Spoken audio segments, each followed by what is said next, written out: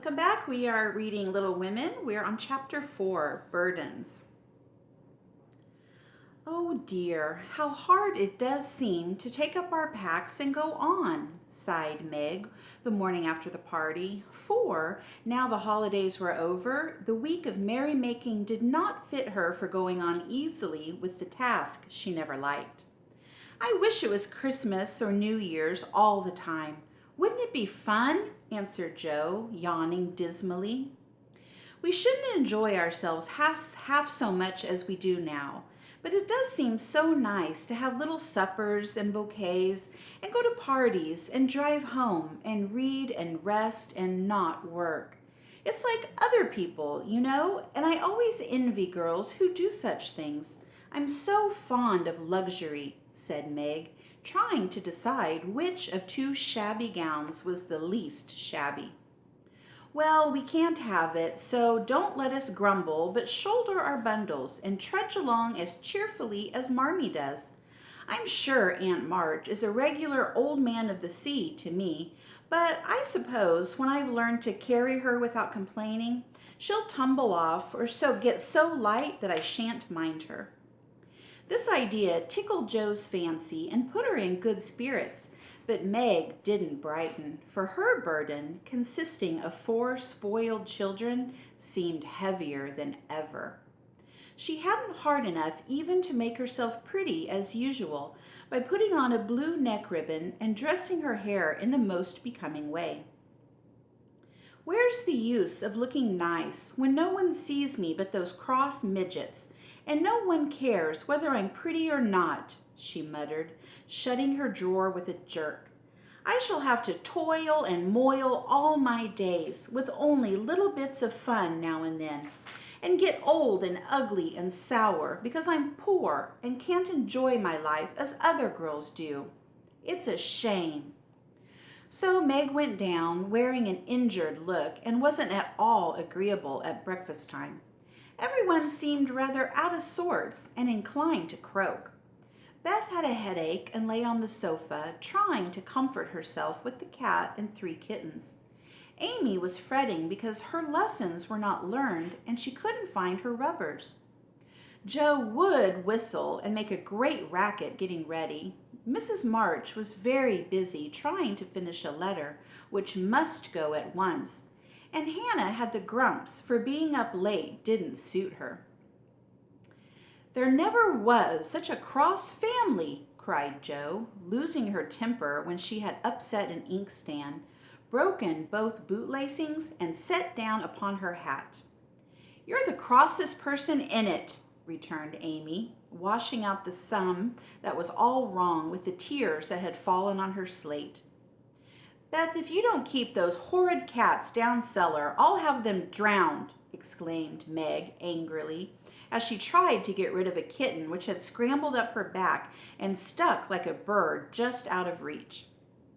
Joe laughed, Meg scolded, Beth implored, and Amy wailed because she couldn't remember how much 9 times 12 was. Girls, do be quiet 1 minute. I must get this off by the early mail, and you drive me distracted with your worry, cried Mrs. March, crossing out the 3rd spoiled sentence in her letter. There was a momentary lull, broken by Hannah, who stalked in, laid 2 hot turnovers on the table, and stalked out again. These turnovers were an institution, and the girls called them muffs, for they had no others, and found the hot pies very comforting to their hands on cold mornings. Hannah never forgot to make them, no matter how busy or grumpy she might be, for the walk was long and bleak. The poor things got no other lunch and were seldom home before 2. Cuddle your cats and get over your headache, Bethy. Goodbye, Marmee. We are a set of rascals this morning, but we'll come home regular angels. Now then, Meg. And Joe tramped away, feeling that the Pilgrims were not setting out as they ought to do. They always looked back before turning the corner, for their mother was always at the window to nod and smile and wave her hand to them. Somehow it seemed as if they couldn't have got through the day without that, for whatever their mood might be, the last glimpse of that motherly face was sure to affect them like sunshine. If Marmee shook her fist instead of kissing her hand to us, it would serve us right, for more ungrateful wretches than we were never seen, cried Joe, taking a remorseful satisfaction in the snowy walk and bitter wind. Don't use such dreadful expressions, said Meg from the depths of the veil in which she had shrouded herself, like a nun sick of the world. I like going strong words that mean something, replied Joe, catching her hat as it took a leap off her head preparatory to flying away altogether. Call yourself any names you like, but I am neither a rascal nor a wretch, and I don't choose to be called so. You're a blighted being and decidedly cross today because you can't sit in the lap of luxury all the time. Poor dear, just wait till I make my fortune and you shall revel in carriages and ice cream and high-heeled slippers and posies and red-headed boys to dance with. How ridiculous you are, Joe! But Meg laughed at the nonsense and felt better in spite of herself. Luckily for you, I am, for if I put on crushed airs and tried to be dismal as you do, we shouldn't be in a nice state. Thank goodness I can always find something funny to keep me up. Don't croak any more, but come home jolly. There's a dear. Jo gave her sister an encouraging pat on the shoulder as they parted for the day, each going a different way, each hugging her little warm turnover, and each trying to be cheerful in spite of wintry weather, hard work, and the unsatisfied desires of pleasure-loving youth. When Mr. March lost his property in trying to help an unfortunate friend, the two oldest girls begged to be allowed to do something toward their own support, at least. Believing that they could not begin too early to cultivate energy, industry, and independence, their parents consented, and both fell to work with the hearty good will, which in spite of all obstacles is sure to succeed at last. Margaret found a place as a nursery governess and felt rich with her small salary. As she said, she was fond of luxury, and her chief trouble was poverty. She found it harder to bear than the others because she could remember a time when home was beautiful, life full of ease and pleasure, and want of any kind of unknown. She tried not to be envious or discontented, but it was very natural that the young girls should long for pretty things, gay friends, accomplishments, and a happy life. All the kings she daily saw all she wanted, for the children's older sisters were just out, and Meg caught frequent glimpses of dainty ball dresses and bouquets, heard lively gossip about theaters, concerts, sleighing parties, and merrymakings of all kinds, and saw money lavished on trifles which would have been so precious to her. Poor Meg seldom complained, but a sense of injustice made her feel bitter toward everyone sometimes, for she had not yet learned to know how rich she was in the blessings which alone can make life happy. Jo happened to suit Aunt March, who was lame and needed an active person to wait upon her. The childless old lady had suffered to adopt one of the girls when the troubles came, and was much offended because her offer was declined. Other friends told the Marches that they had lost all chance of being remembered in the rich old lady's will, but the unworldly Marches only said, "We can't give up our girls for a dozen fortunes. Rich or poor, we will keep together and be happy in one another." The old lady wouldn't speak to them for a time, but happening to meet Jo at a friend's, something in her comical face and blunt manners struck the old lady's fancy, and she proposed to take her for a companion.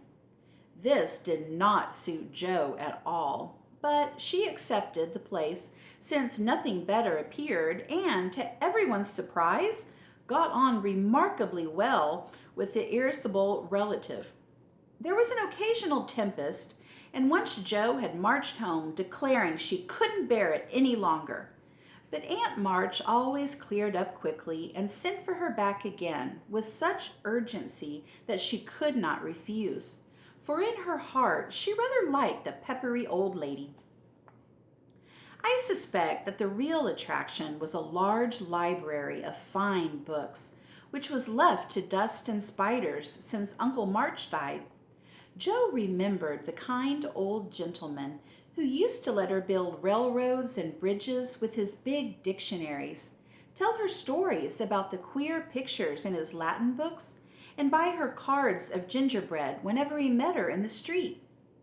The dim, dusty room with the busts staring down from the tall bookcases, the cozy chairs, the globes, and, best of all, the wilderness of books in which she could wander where she liked, made the library a region of bliss to her. The moment Aunt March took her nap or was busy with company, Jo hurried to this quiet place and, curling herself up in the easy chair, devoured poetry, romance, history, travels, and pictures like a regular bookworm. But like all happiness, it did not last long, for as sure as she had just reached the heart of the story, the sweetest verse of the song, or the most perilous adventure of her traveler, a shrill voice called, "Josephine! Josephine!" And she had to leave her paradise to wind yarn, wash the poodle, or read bal-eum's essays by the hour together. Jo's ambition was to do something very splendid. What it was, she had no idea as yet, but left it for time to tell her, and meanwhile found her greatest affliction in the fact that she couldn't read, run, and ride as much as she liked. A quick temper, sharp tongue, and restless spirit were always getting her into scrapes, and her life was a series of ups and downs, which were both comic and pathetic. But the training she received at Aunt March's was just what she needed, and the thought that she was doing something to support herself made her happy in spite of the perpetual "Josephine!" Beth was too bashful to go to school. It had been tried, but she suffered so much that it was given up, and she did her lessons at home with her father. Even when he went away and her mother was called to devote her skill and energy to soldiers' aid societies, Beth went faithfully on by herself and did the best she could. She was a housewifely little creature and helped Hannah keep home neat and comfortable for the workers, never thinking of any reward but to be loved. Long, quiet days she spent, not lonely nor idle, for her little world was peopled with imaginary friends, and she was, by nature, a busy bee. There were 6 dolls to be taken up and dressed every morning, for Beth was a child still and loved her pets as well as ever. Not one whole or handsome one among them. All were outcast till Beth took them in. For when her sisters outgrew these idols, they passed to her because Amy would have nothing old or ugly. Beth cherished them all the more tenderly for that very reason and set up a hospital for infirm dolls. No pins were ever stuck into their cotton vitals. No harsh words or blows were ever given. No neglect ever saddened the heart of the most repulsive, but all were fed and clothed, nursed and caressed with an affection which never failed. One forlorn fragment of dollinity had belonged to Jo, and, having led a tempestuous life, was left a wreck in the rag bag, from which a dreary poorhouse it was rescued by Beth and taken to her refuge. Having no top to its head, she tied on a neat little cap, and as both arms and legs were gone, she hid these deficiencies by folding it in a blanket and devoting her best bed to this chronic invalid. If anyone had known the care lavished on that dolly, I think it would have touched their hearts, even while they laughed. She brought it bits of bouquets, she read to it, took it out to breathe the air hidden under her coat. She sang it lullabies and never went to bed without kissing its dirty face and whispering tenderly, "I hope you'll have a good night, my poor dear." Beth had her troubles as well as the others, and not being an angel, but a very human little girl, she often wept a little weep, as Joe said, because she couldn't take music lessons and have a fine piano. She loved music so dearly, tried so hard to learn, and practiced away so patiently at the jingling old instrument that it did seem as if someone, not to hint Aunt March, ought to help her. Nobody did, however, and nobody saw Beth wipe the tears off the yellow keys that wouldn't keep in tune when she was all alone. She sang like a little lark about her work, never was too tired to play for Marmee and the girls, and day after day said hopefully to herself, "I know I'll get my music sometime if I'm good." There are many Beths in the world, shy and quiet, sitting in corners till needed, and living for others so cheerfully that no one sees the sacrifices till the little cricket on the hearth stops chirping, and the sweet, sunshiny presence vanishes, leaving silence and shadow behind. If anybody had asked Amy what the greatest trial of her life was, she would have answered at once, "My nose." When she was a baby, Joe had accidentally dropped her onto the coal hod, and Amy insisted that the fall had ruined her nose forever. It was not big, nor red like poor Pietra's. It was only rather flat, and all the pinching in the world could not give it an aristocratic point. No one minded it but herself, and it was doing its best to grow.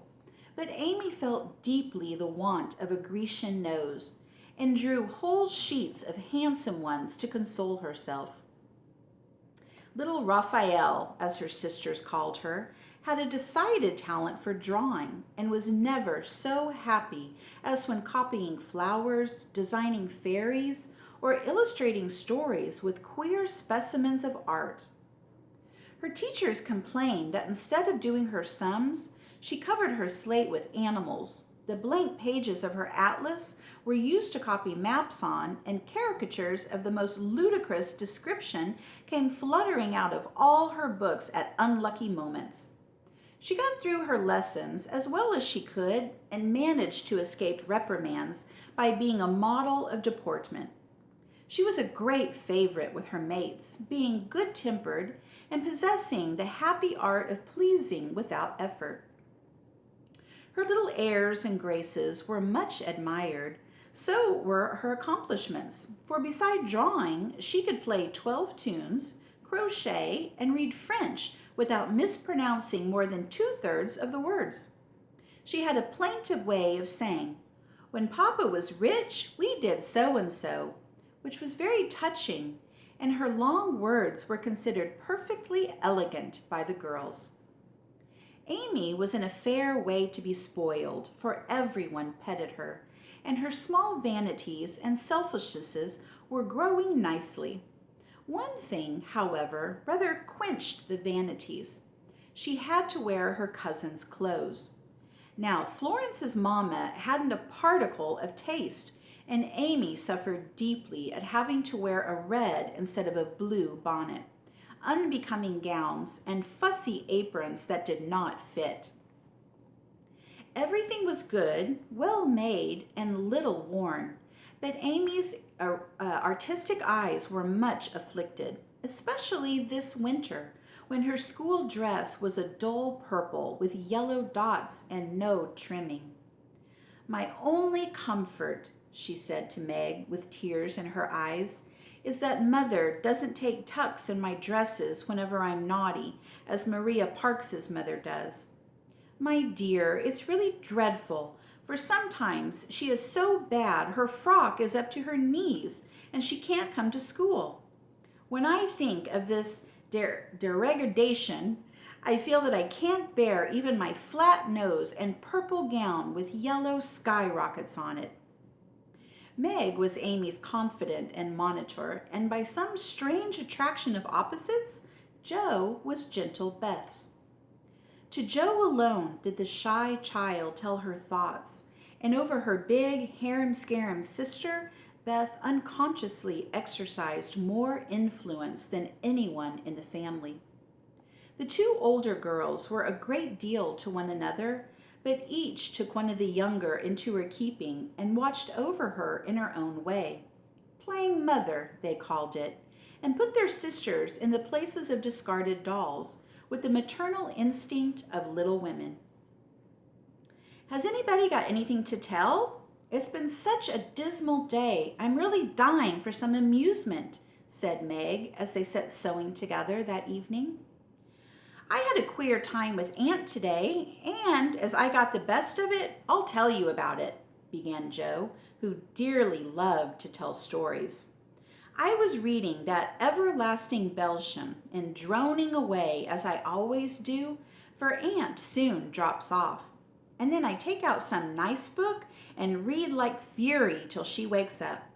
I actually made myself sleepy, and before she began to nod, I gave such a gape that she asked me what I meant by opening my mouth wide enough to take the whole book in at once. I wish I could be and be done with it, said I, trying not to be saucy. Then she gave me a long lecture on my sins and told me to sit and think them over while she just lost herself for a moment. She never finds herself very soon, so the minute her cap began to bob like a top-heavy Delilah, I whipped the Vicar of Wakefield out of my pocket and read away, with one eye on him and one on Aunt. I just got to where they all tumbled into the water when I forgot and laughed out loud. Aunt woke up and, being more good-natured after her nap, told me to read a bit and show what frivolous work I was preferred to the worthy and instructive bal-eum. I did my very best, and she liked it, though she only said, I don't understand what it's all about. Go back and begin it, child.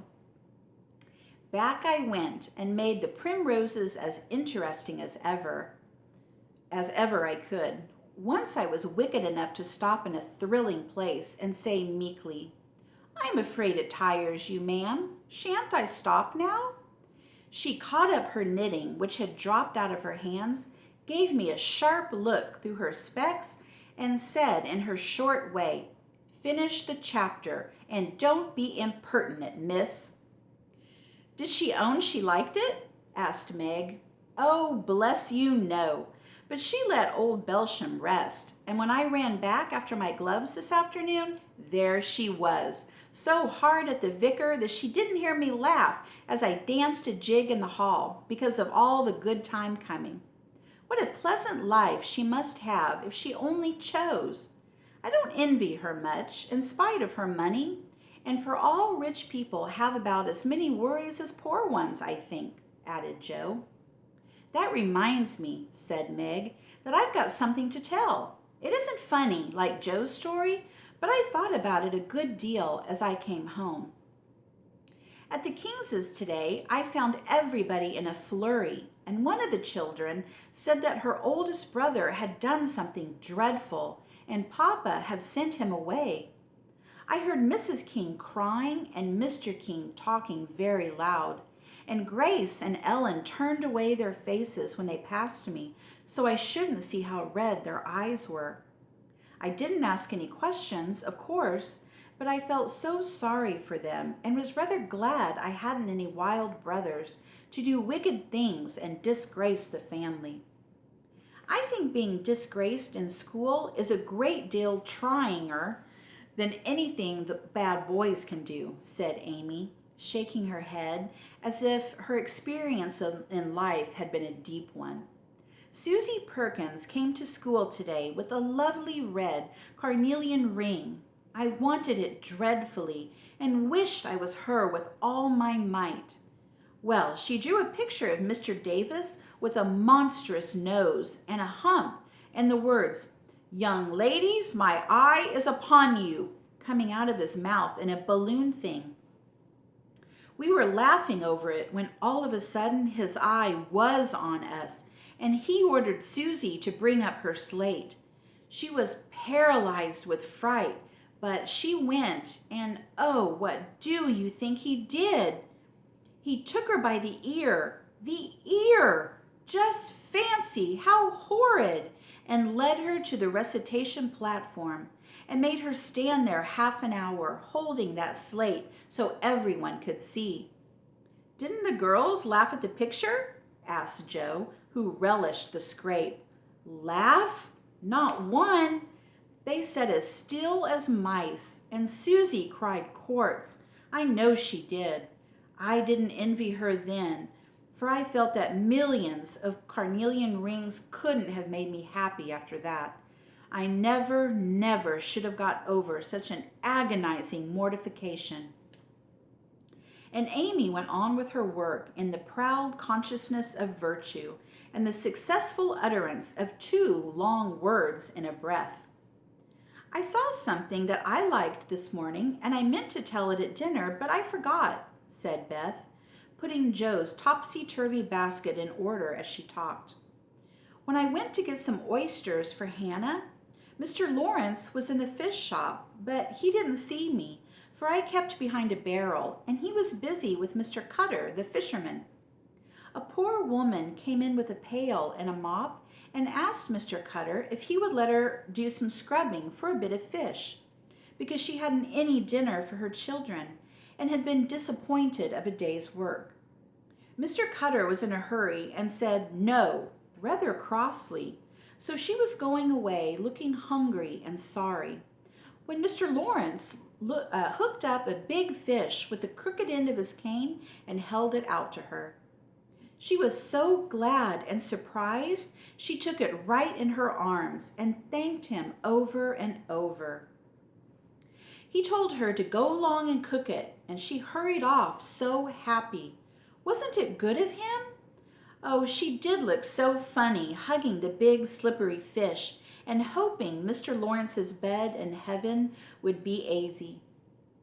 When they had laughed at Beth's story, they asked their mother for one, and after a moment's thought, she said soberly, "As I sat cutting out blue flannel jackets today at the rooms, I felt very anxious about Father and thought how lonely and helpless we should be if anything happened to him. It was not a wise thing to do, but I kept on worrying till an old man came in with an order for some clothes. He sat down near me, and I began to talk to him, for he looked poor and tired and anxious. 'Have your sons in the army?' I asked, for the note he brought was not to me. 'Yes, ma'am, I had 4, but 2 were killed. One is a prisoner, and I'm going to the other, who is very sick in a Washington hospital,' he answered quietly. 'You have done a great deal for your country, sir,' I said, feeling respect now instead of pity. 'Not a mite more than I ought, ma'am. I'd go myself if I was any use. As I ain't, I give my boys, and give 'em free.' He spoke so cheerfully, looked so sincere, and seemed so glad to give his all that I was ashamed of myself. I'd given 1 man and thought it too much, while he gave 4 without grudging them. I had all my girls to comfort me at home, and his last son was waiting miles away to say goodbye to him, perhaps. I felt so rich, so happy, thinking of my blessings, that I made him a nice bundle, gave him some money, and thanked him heartily for the lesson he had taught me. 'Tell another story, Mother, one with a moral to it, like this. I like to think about them afterward, if they are real and not too preachy,' said Joe, after a minute's silence. Mrs. March smiled and began at once, for she had told stories to this little audience for many years and knew how to please them. Once upon a time, there were 4 girls who had enough to eat and drink and wear, a good many comforts and pleasures, kind friends, and parents who loved them dearly, and yet they were not contented. Here the listeners stole sly looks at one another and began to sew diligently. These girls were anxious to be good and made many excellent resolutions, but they did not keep them very well and were constantly saying, "If we only had this," or "if we could only do that," quite forgetting how much they already had and how many pleasant things they actually could do. So they asked an old woman what spell they could use to make them happy, and she said, "When you feel discontented, think over your blessings and be grateful." Here Jo looked up quickly, as if about to speak, but changed her mind, seeing that the story was not done yet.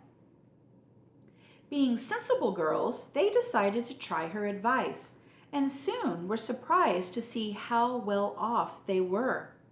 One discovered that money couldn't keep shame and sorrow out of rich people's houses. Another that though she was poor, she was a great deal happier than her youth, with her youth, health, and good spirits, than a certain fretful, feeble old lady who couldn't enjoy her comforts. A third that, disagreeable as it was to help get dinner, it was harder still to have to go begging for it. And the fourth, that even carnelian rings were not so valuable as good behavior. So they agreed to stop complaining, to enjoy the blessings already possessed, and try to deserve them, lest they should be taken away entirely instead of increased. And I believe they were never disappointed or sorry that they took the old woman's advice. "Now, Marmee, that is very cunning of you to turn our own stories against us and give us a sermon instead of a romance," cried Meg. "I like that kind of sermon. It's the sort Father used to tell us," said Beth thoughtfully, putting the needle straight on Jo's cushion. "I don't complain near as much as the others do, and I shall be more careful than ever now, for I've had warning from Susie's downfall," said Amy morally. "We needed that lesson, and we won't forget it. If we do, you just say to us, as old Chloe did at Uncle Tom, 'Tink ob your marcies, chillin, tink ob your marcies,'" added Jo, who could not, for the life of her, help getting a morsel of fun out of the little sermon, though she took it to heart as much as any of them. All right, that is the end of chapter 4. Join me soon for chapter 5, Being Neighborly. Thanks for joining me, everyone. See you next time. Bye.